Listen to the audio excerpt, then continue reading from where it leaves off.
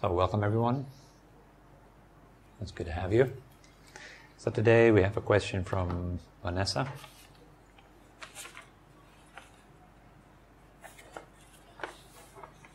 All right, so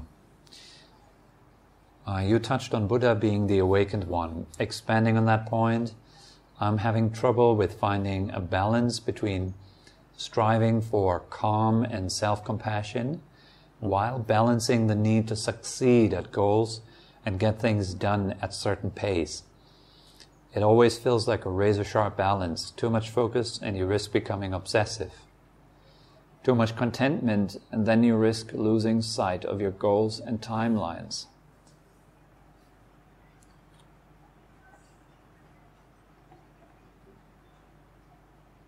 So this is a very famous question again. I hear that quite a lot. The root cause of this kind of question is because we are confusing awareness, wakefulness, and the knowing quality of the mind with indifference. We think that contentment means to be indifferent. It means to be inactive. So people, they see that these two qualities as equal. If I was content, I wouldn't act. Right? That seems to be quite logical, right? If I would be totally content and chilled out all the time, I wouldn't want to do anything. So it's a very popular question. Most people, when they first encounter awareness-based practices and start to meditate, and then they notice within their meditation, there's all the drive kind of falls away and they're just there, content and peaceful, then they think, all right, if I cultivate that state and if I stay in that state, then my life becomes kind of like a wet noodle. Nothing is going to happen anymore. I'll just kind of lie around there in the corner and wait to die. But I will lie there in the corner with awareness. I'll be totally crystal clear and awake and content. Just waiting for my death. That's the idea, it's a general idea, right? That's kind of like when you're totally aware and awake and enlightened, you are a blank piece of paper. It can be easily refuted. You look at the masters, all the great teachers throughout history. They all have very different characters, very different dynamics, the way they talk, the way they express themselves, what they do in their life. Very different. How so? Because they're all obviously very aware. So why is it the case that they still do different things? Why are they not all lying around in corners like wet noodles, not doing nothing? Like as soon as you become a master, you're kind of like just sleep. Total indifference. Pain arises, you're like, well, so what? Pleasure arises, well, so what? Problems come towards you, you're like, okay, whatever. You see someone getting mugged on the street, you're like, okay, whatever. Someone drowning at the beach, you're like, oh, what? I don't care. I'm totally content. Nothing to do there for me. Well, that is not what awareness is about at all. Attaching to indifference is attachment. Attaching to inactivity is attachment. Attaching to activity is attachment. Attaching to getting caught up with things is attachment. Because the path is a path of detachment. The Buddha calls that the middle way. So awakening has nothing to do with experiences that we know in this world. The experience of being content, or the experience of being super kind, or the experience of doing nothing. All these are ideas that we're holding on to right now. What does it mean to be content? It means something different for all of us.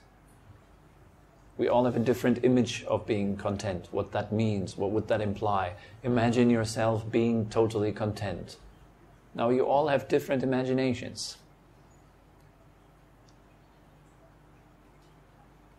So total contentment, we don't know what it is. We can only do guesswork. In other words, we can only think about these things. And as we are thinking, well, we are thinking. And thinking doesn't solve the problems of thinking. Emotions don't solve the problems of emotions. The body doesn't solve the problems of the body. Because all of these things just simply follow their nature. They follow their truth. Everything is, in that sense, a process. The process of emotion, the process of feeling, the process of guessing, the process of doubting, the process of trying to find certainty in the teachings. You call that doubt. Or confusion. What when I'm content, what will happen? We try to figure it out. We want to know the destination before we reach it. Right? You want to know how the honey tastes before you taste it. It's a very common thing. You want to know what meditation is going to be like before you do it. That is called fear. The wish to be in control of your future. That's a very pervasive problem. It's very deeply rooted in our mindset, fear. Trying to get it all sorted out. Safety, security, certainty. If something is uncertain, it freaks us out. We don't know what's going to happen tomorrow. We don't know what's going to happen. We don't really want to think about not knowing something. Not knowing who we are. We don't like to think about that. Rather, we want to experience some certainty. I know who I am. I'm Tobi. Anything that goes a bit deeper than that, I don't really want to ask. But Tobi is just a word, it's just 4 letters. T-O-B-I. Is that what I am? A word? Well, let's do something else, it's better. You know, I just kind of want to divert my attention away from that. Because very quickly it turns out I have absolutely no clue who I am. And if I ask myself, who am I can answer, Tobi. Then ask again, no, who am I? Tobi. Who am I? I'm Tobi. If you ask one of your friends, ask them, who are you? What they will say their name. And it's just a word. Is that what you are? Is that what you are? You a word?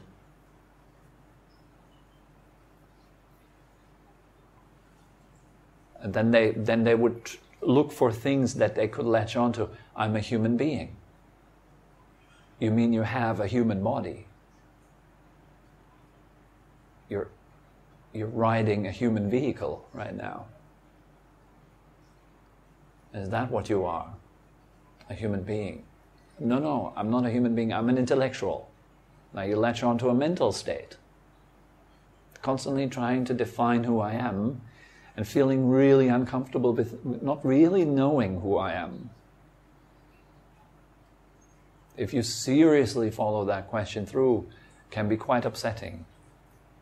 Because at some point you're confronted with ignorance, not having any clue who you are.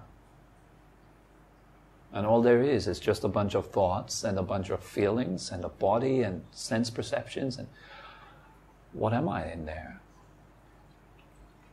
Very confusing. So you got to learn to become comfortable with not knowing. Which directly goes against fear. The fear of not knowing something, the fear of being unqualified, not being good enough, not being able to know what's going to happen to me once I'm meditating properly. Once I reach this state of contentment, then we have only an imagination that we can use it. Well, me contented, well, of course I'll be lying around in corners for the rest of my life. That's the way I envision that. But is the way you envision contentment, is that really the way it is?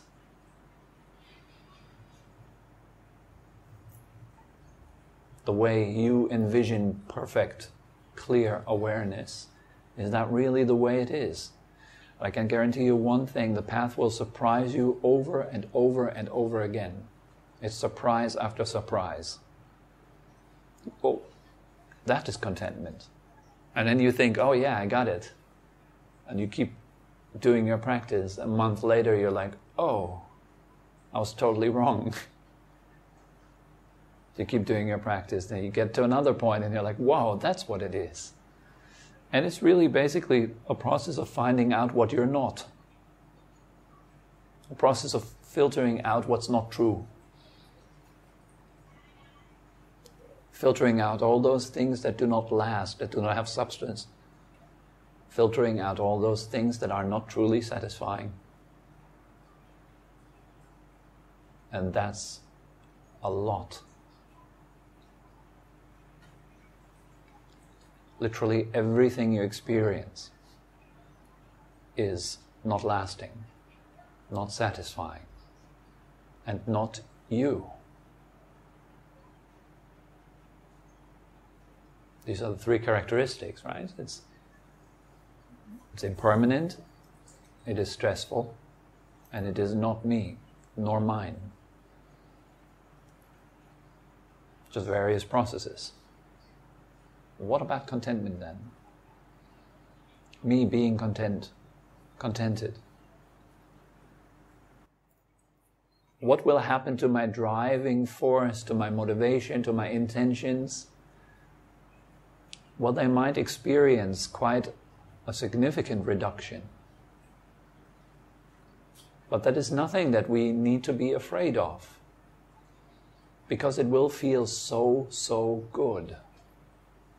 It will not feel bad. You will not feel like, oh, but I want to be successful at my job and now I have to give that up. Well, please don't give it up. You're not ready, obviously. You're only ready to give up that pleasure if you have something better. Would you not agree? It's a path of happiness if you want to be happy. You say, now I have 1-star happiness. And then 2-star happiness comes along. You want to stick with your 1-star happiness? Now you have the option. You can choose 1-star, 2-star. Which one is it going to be? That's not an effort. You don't need to kind of break your head about it. Oh God, should I go for 1-star happiness or 2-star happiness? Should I take the deluxe room or the standard room? I don't know. Well, of course you take the deluxe room. Should I take the poison food or the healthy food? Amongst the healthy food, should you take the healthy food from the supermarket or healthy food that has been organically grown in front of your own house or something like that? Which one do you go for? Of course you go for the option that's more pleasurable and it's better in quality. We all would if we had a choice.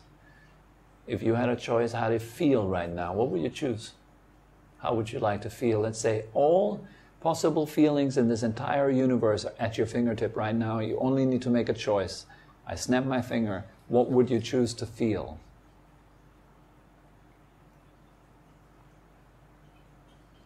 Certainly not stressed. Certainly you wouldn't opt in for knee pain. But my left knee hurts. I could with some more knee pain in my right knee, maybe. You wouldn't opt in for that. You wouldn't choose a painful experience. You'd probably choose a pleasurable experience. And then how pleasurable? What's the peak pleasure that you know? The best feeling you know? Do you think there's something that's even better than that? Can you imagine that? It's because we're limited by our past experience. That's why we're stuck in our yesterdays. We can't move on because we can't imagine that there might be anything better than what was yesterday. We cannot imagine it, envision it. It's out of the range of our mind. If you want to change your life, you've got to be really creative. First of all, you need to kind of imagine that it's actually possible to change. If you can't imagine even that, well, change is out of reach. If you want to feel really happy, first of all, you've got to kind of imagine that this is actually possible, that I could really feel good. Then you would opt for that. So, to come back to the root topic, when we have a choice, when we have an option, we of course opt for the best kind of experience. We're not going back. That is the right type of giving up. This is the right type of renunciation. You don't want to renounce a feeling of pleasure if it's all you have. Maybe your level of contentment is good for now, but if a better level of contentment comes along, you would opt for that naturally. You wouldn't even have to think about it. You naturally just go for the bliss. That's what we all do. We all follow pleasure, and we all try to avoid pain. That's what connects us all. So if a better pleasure comes along, you don't have to think twice about giving up the previous pleasure for a better version. That's the right way of giving up.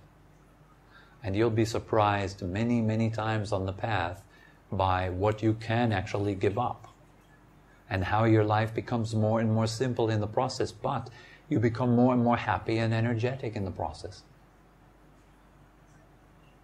That can feel as a threat. If you contemplate these things, if you think about them, then it's like, oh God, I couldn't possibly give up my job or my career or things that I love doing. Maybe you love playing piano. Oh my God, now I'm a meditator, I have to give that up. Please don't. Keep playing your piano. The more you meditate, the better your play becomes. But at some point it might be the case for you or not. That's something that's uncertain. You might give it up. You might give up playing the piano, but you're not feeling bad about it, not one bit. Maybe other people around you might feel bad about it, but you don't feel bad. You don't feel unhappy about what you do, your choices. And simplicity is something that's incredibly empowering.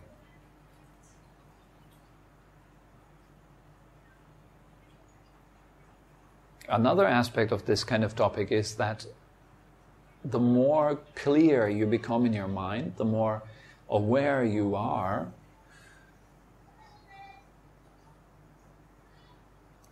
the more power flows into your projects, into what you do. Let's say you're a martial artist and you love fighting, you love going into the ring, you love Muay Thai or something. Then your game, your martial art will benefit from your practice. It'll be charged by your awareness. If you bake bread, you bake very good bread because you're fully there with it. So it ups the quality in your life. More awareness, more quality. Not more, I don't care. You're so fully in this moment, you're so fully here. You don't care about what's next or what happened before, yes. So what you do carries a lot of power. And so the natural result of if you do something with a lot of power is success. But people are looking for success. They're looking for success as being something that happens tomorrow. Hopefully if I keep doing this, I'll be successful. It doesn't work like that. Success comes from powerful present action. That is what's convincing. That's what's authentic. But if you're looking for success elsewhere, you will not find it. You keep looking for it. Success means you are clearly aware of what am I doing right now. Ideally, you are aware of it in terms of happiness. What's the direction of my action? Will it make me happy? Well, are you feeling happy doing it? Does it make other people happy? Is it of service to society? Does it create good health? Is it constructive?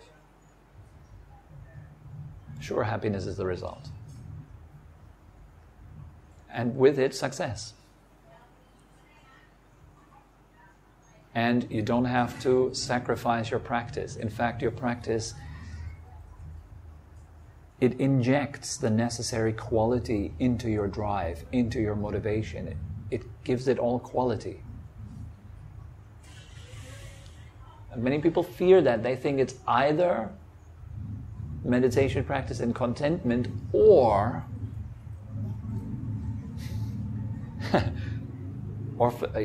just wildly chasing desires, which I should not do because I'm a meditator now.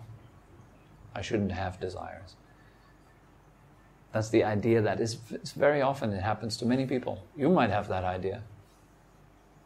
I hear it so often. Now, what about focus? What about willpower? What about motivation, intention? It will greatly benefit, all these qualities will greatly benefit from your awareness, from the clarity of mind, from your presence, the ability to be there as it happens. Right? The point of doing a fulfilling job is that you're doing it joyfully.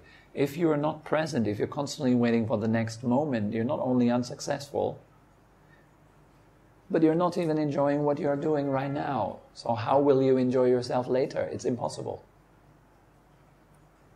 The only option is to enjoy yourself now.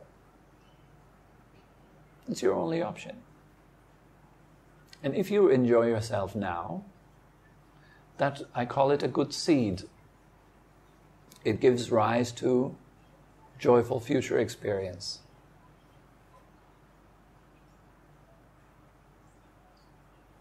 But if you deeply love doing something and if it is harmless, go ahead and do. Enjoy yourself. And at the same time, you practice your meditation and allow that to give your life a specific direction. A direction that is so much deeper than any superficial direction in life could ever be. For many people, it's just what they do. It's all about what they do. It's never about who they are. But meditation introduces this dimension into your life about what you are. It's not just only about doing. That has to be nicely balanced, right? There's doing in our life, undeniable, and it is necessary. If you need to pee, you can't just say, I'm not doing anything about it. You need to go to the toilet. If you're hungry, you need to do something about it. Otherwise, like, the spiritual practice is hugely mistaken. It's like I'm feeling hunger, but that's a desire. It's bad. I shouldn't feel that. You see how twisted it becomes if we go in that way. Oh, I'm feeling happy when I play the piano. Oh, God, I'm feeling happy about something as worldly as a piano. I shouldn't feel that. I should be totally aware instead. You'd be surprised how many people think like that. And it could happen because in Buddhism, very often the teachings appear like that to many people, like you need to renounce all the pleasures in life and you need to seek inner peace and all that. And it feels almost like, wow, you have to become a dead piece of meat that doesn't do anything in life. It's just a body.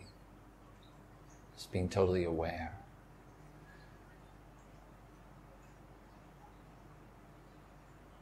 And then hopefully peaceful. It's impossible because it goes against everything that nature is. Nature is motion, it's movement. And as you're alive, your body moves, your mind moves. Everything moves. If you can move in harmony with it,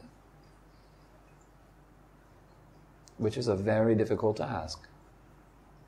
But then you are released, you're free to move properly. There's no more sense of, okay, I'm moving my life along, and it's dreadful and it's hard, and you are life. Who are you standing outside of life, kind of making your life work? Are you and life separate? So two things. Here's me, Tobi, and there's life. And I need to make that run. And I hopefully make it run, because my happiness depends on it. I'm looking at life, I'm looking at things, at circumstances, anything but looking at myself. And that's what meditation introduces. Turning within. We're all great at exploring outer space. We're very inventive and we have all kinds of gadgets and can do all kinds of things. But for ourselves, when it comes to ourselves, we're helpless. Overrun by emotions and thoughts and whatnot, making all kinds of silly decisions that we regret later on, and then like kind of trying at life, not really actually taking an empowered decision and doing something fully for the benefit of oneself and others. Because that would be your choice. This is a choice that you have if there's mindfulness, if there's awareness. So to summarize it one more time, it's not just an either-or question. Like either I'm aware or I'm living a life. Oh, but if you are aware and content, peaceful within, living your life gains in quality. Everything you do becomes powerful, meaningful, deep, inspirational. It helps other people. So you want to maybe change the perception, see it like that. Not like either or, but one supporting the other.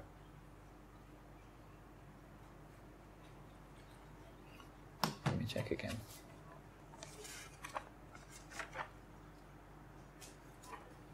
It always feels like a razor-sharp balance, too much focus and you risk becoming obsessive. Too much contentment and then you risk losing sight of your goals and timelines.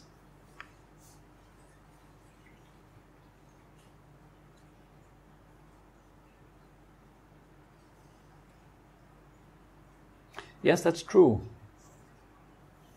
It's true. Too much focus and you become obsessive about something. Then it's only about doing. You see? Just doing. Doing it will lead to burnout. And it will not lead to satisfaction. Too much contentment and then you risk losing sight of your goals and timelines. Correct. You just hang around, peaceful, doing nothing, nothing will move in your life. Health doesn't just come to you. Good friends don't just come to you. Life requires that aspect of activity. Got to go out, you got to do things.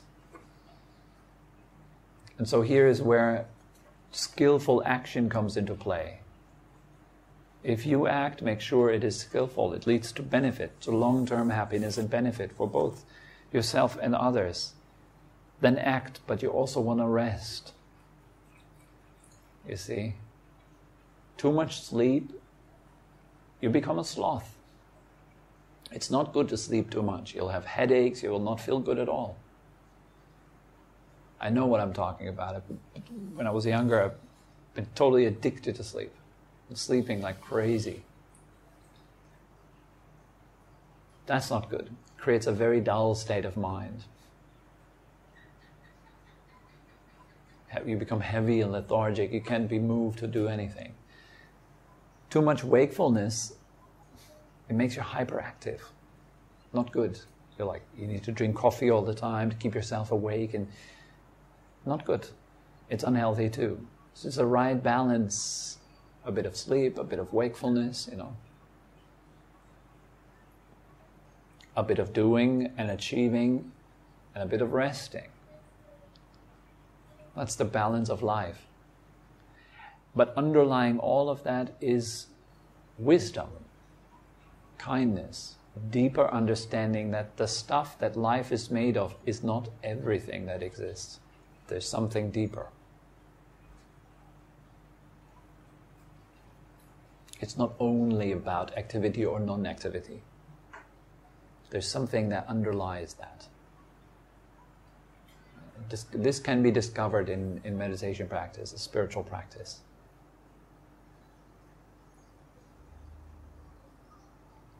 Then it's not about regulating life. It's another dimension, the third dimension. So you can say you have 3 dimensions: doing, not doing, and then neither.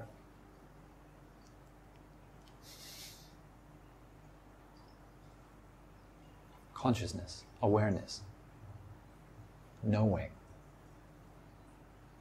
That's a different dimension. And all 3 are part of meditation practice and part of your daily life.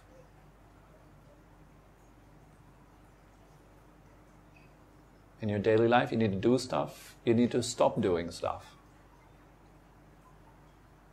And you need to rest, neither doing nor non-doing. But clearly knowing that this is the element of awareness.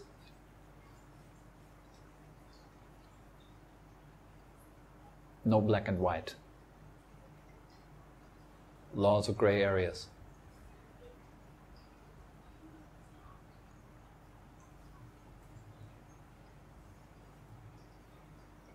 I don't know, is that relatively clear?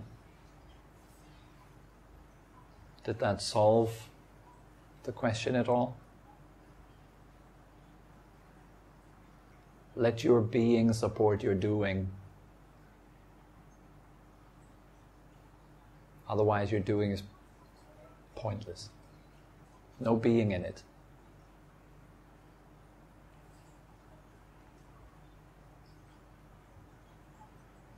No rest.